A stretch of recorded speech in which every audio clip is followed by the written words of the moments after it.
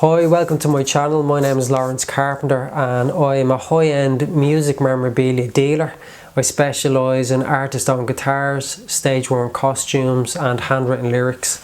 Paul David made a video of a guitar that's supposedly worth $10 million and was used by Jimi Hendrix at Monterey, which would make it one of the most important guitars in the world. So just so you kind of get a good grasp on valuations when it comes to artist-owned guitars, especially in this case, the majority of the value of the guitar is tied up in the provenance, which is the intangible bit. The guitar itself has its own intrinsic value as a guitar, especially if it's a vintage guitar, but more of the value, especially when it comes to an iconic artist like Jimi Hendrix. When I say more, I mean like 95% of the value will be tied up in the history behind the guitar and the provenance.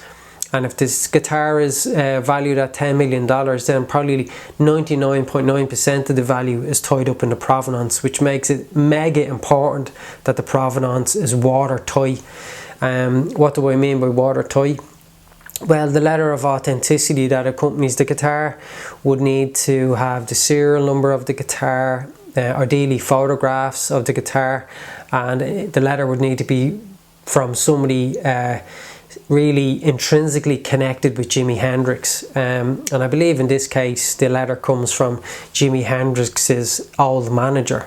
So that's somebody who's intrinsically connected with Jimi Hendrix. So that ticks one of those boxes, which is fine. But then another part of the puzzle is really a kind of common sense part, would be the guitar needs to visually and physically match up to the guitar in question, which comes down to making comparisons between the guitar you have in your hand or that you're looking to buy, and comparing it to video footage or photographs that you can find of the artist using the guitar. So lots of times it's a combination of the documentation that comes with the guitar and also the practical research you've done by making comparisons of photographs and video footage of the guitar being used by the artist and the guitar that's for sale. So they're the two important factors. So I did a bit of research myself, and I found that back in 2017 Heritage Auctions were due to sell the guitar. It was consigned to the auction house, and just before the auction was taking place, the guitar was pulled from the auction and they released an official statement, and the statement stated that the auction house experts examined the instrument and cited concerns that it may not be the same guitar that Hendrix played at the Monterey, California event. So their authenticators were suspicious regarding its authenticity, so much so that they pulled the item from the auction. So that doesn't bode well for the guitar.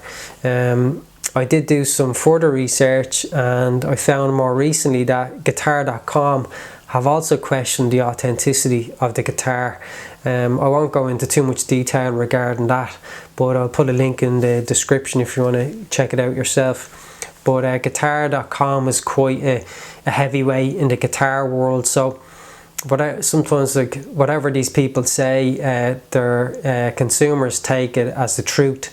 So if guitar.com is questioning the authenticity of the guitar, it doesn't bode well for the guitar, whether it's real or fake or somewhere in between. I also found that back in 2012 the guitar was sold at an auction, and I had a look through the description, and it stated that the guitar was accompanied by a letter of authenticity by a company called Anim Limited.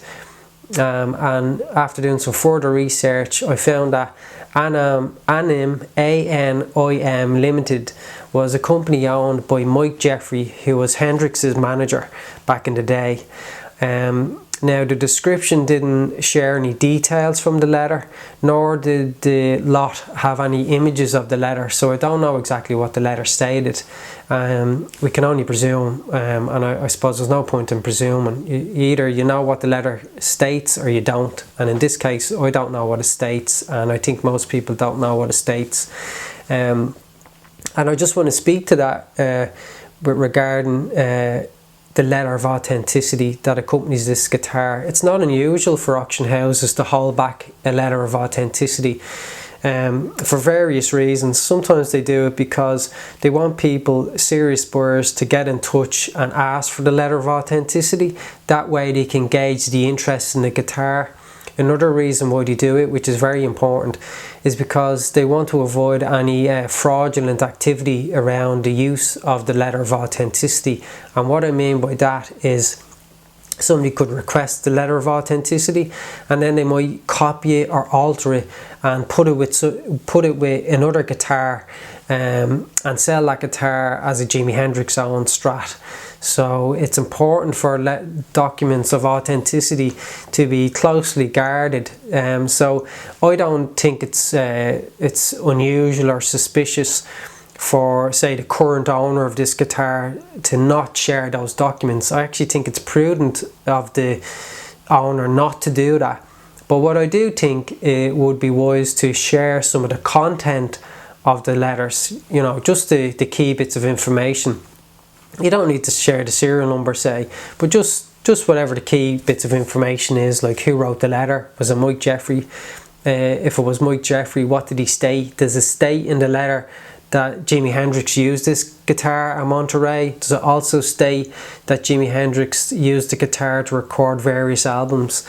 If it does state those things, then it'd be of more value to share that information than hold it back.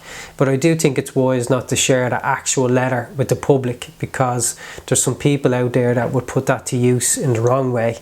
There was also a very good video did by a guy called Mike, and his YouTube channel is called CGS, and he's put together a very detailed video regarding the physical comparisons between the two guitars, and it doesn't bode well for the guitar that Paul David used in his video. If you check Mike's video out, when he makes these physical comparisons, especially with the back of the guitar, you can see 5 springs on the back of the guitar, and on this guitar there's only 3. And then there's also damage to the guitar. If you look at the old guitar, the damage that's on the old guitar doesn't seem to exist on this guitar, and there seems to be additional wear or damage, whatever you want to call it, to the back of the guitar that didn't exist when Hendrix used it. So I don't know, like, what that means. Like, who can say? The guitar is over 50 years old. Who knows what's been done to the guitar in the meantime? But what it does is it raises questions, and a potential buyer would need those questions to be answered, and those answers to those questions would need to truly satisfy them to the extent that they're willing to part with $10 million, you know. So with something that's worth $10 million potentially, like, no stone should be unturned, and every question should be able to be answered to a certain extent, because all the money is tied up, as I said, in the provenance. So in my opinion, as a person who's dealt in artist-owned guitars for over 10 years, as a collector of artist-owned guitars, I have a few different opinions. One of them would be that the buyer needs to take responsibility for doing their own due diligence, and not to blindly trust an auction house, even if it's a famous, prestigious auction house, not to just blindly trust what they say, because auction houses get it wrong, guitar dealers get it wrong, they're only human at the end of the day. So I would advise any potential buyers to get hold of the paperwork, go through the paperwork with a fine-tooth comb, make sure it has the basics, it has the serial number in the letter that matches with the serial number on the guitar. Do your research on the serial number. There's lots of serial number checkers online. Go do that, check it out, see what the date is of the guitar and whatever history you can find out. Also, who wrote the letter, who signed the letter. Was it somebody who was intrinsically connected with the artist and with the guitar? If so, that's one box ticked, but it's not enough sometimes in itself. Then you need to check all video footage, if there's some available, photographic evidence of the artist using the guitar, and compare it to current pictures of the guitar that's for sale, and see if they matched up. like the video that Mike made, I highly recommend you check Mike's video out. It's very detailed. So as a collector and dealer in artist-owned guitars, my standards are very high when it comes to provenance and authenticity.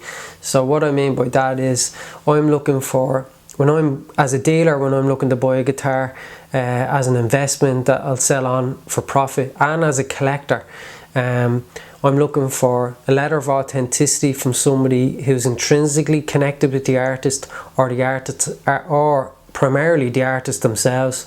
I'm looking for video footage of the artist with the guitar, authenticating the guitar in the video. And I'm also looking for photographs of the artist with the guitar. So they're the three things: a letter, video and photographs. And I know some people might be thinking, you know, how the hell are you going to get an iconic artist to provide video evidence, photograph and a signed letter? Well, you'd be surprised what artists will provide. I have a Jimmy Page guitar that was owned by Jimmy Page. It's accompanied by a video of Jimmy Page holding the guitar. He reads out the serial number, signs the guitar, plays an acoustic version of Kashmir, and he also provided 2 letters of authenticity, handwritten and signed by Jimmy Page, and photographs of him with the guitar. So it is possible to get guitars with a very high level of authenticity, and they're the type of guitars that I deal in and that I collect. I mightn't always get like video footage, but I will want, you know, a combination of 1 or 2 of those elements. A letter and photographs would be probably more common. So when you're coming against a guitar that's valued at $10 million, boy does it need to hit those standards. Like, the provenance needs to be like 100% watertight, no questions asked, because I can't reiterate enough that all the value is tied up in the provenance, in the history. So if there's any questions around the provenance, well, that affects the potential value of the guitar, to the extent that if it's not good enough, you know, it may not be able to be sold, or it just drastically affects the price. So is this guitar fake or real? I suppose at the moment the controversy around this guitar is leading to lots of questions being asked, and people are waiting for answers to those questions. Whether they'll get answers, who knows. My opinion is, I think the guitar is questionable. If I was a buyer, I would hold off buying the guitar until I got answers to those questions. I suppose, I think when the seller of the guitar contacted Paul David, both parties would have been wise to kind of think ahead and appreciate that the viewers are smart people, and they will want to know the history of the guitar with regards to its provenance. They should have been forthcoming with the key details around the provenance. In other words, what documents accompany the guitar, what do those documents state, and to be proactive and speak to the damage and wear of the guitar, and the fact that they don't really match up with the photographs of Jimi Hendrix using the guitar at Monterey, and to explain why they don't match up. Maybe there's a perfectly good explanation, but when no explanation is given, then people kind of get suspicious, ask questions, and until they get answers, there's just this general suspicion around the piece. I've seen this happen before with other guitars, so it's not uncommon.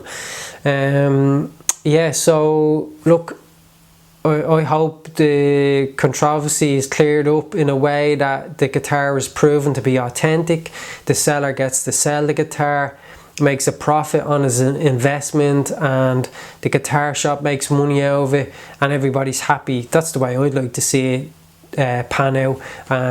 Maybe that will be the case, who knows, time will tell. So yeah, thanks for checking out my video. If you have any comments, please put them below. Please let me know what you think about the guitar. And if you have any questions, just ask them in the comments box below. You can support my channel by pressing the subscribe button now, and look forward to chatting with you in the next video. Take care.